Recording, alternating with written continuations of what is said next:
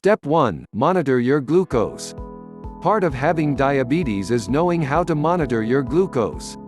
Glucometers require a very small amount of blood, about the size of pinhead, and the needles are fine and hurt less when changed often.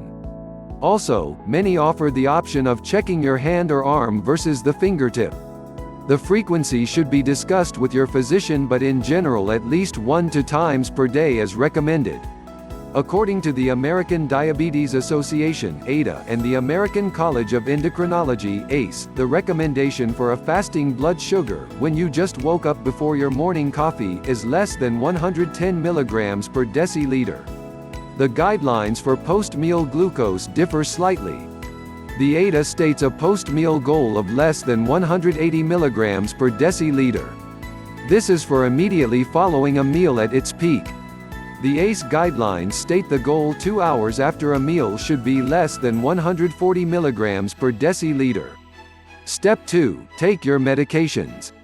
There are several different types of medications to take for diabetes, and they work on different parts of the body. One type of medication works on the pancreas by stimulating it to excrete more insulin. Insulin is a hormone that helps lower blood glucose by helping it enter the blood cells to be converted into energy.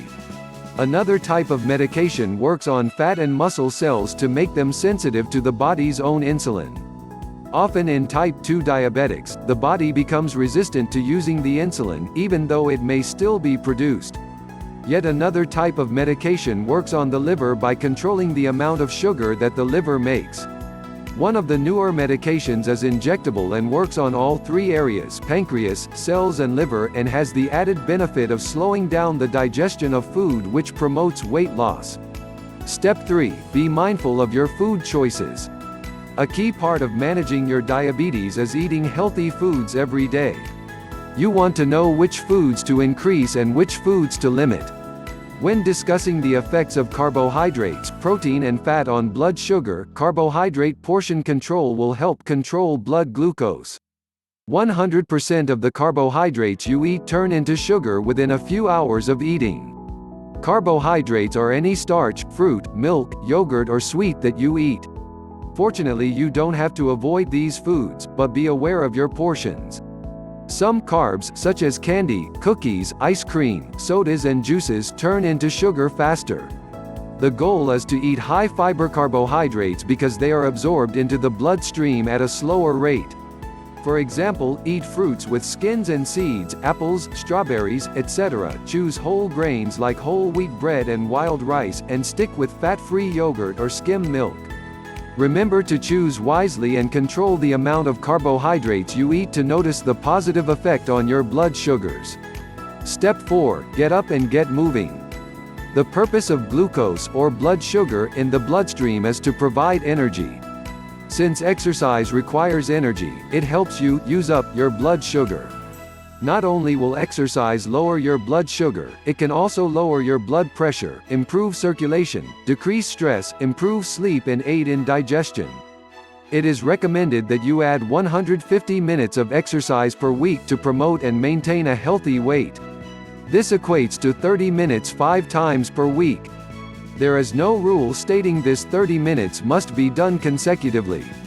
If you only have time for 15 minutes in the morning and 15 at lunchtime, do it.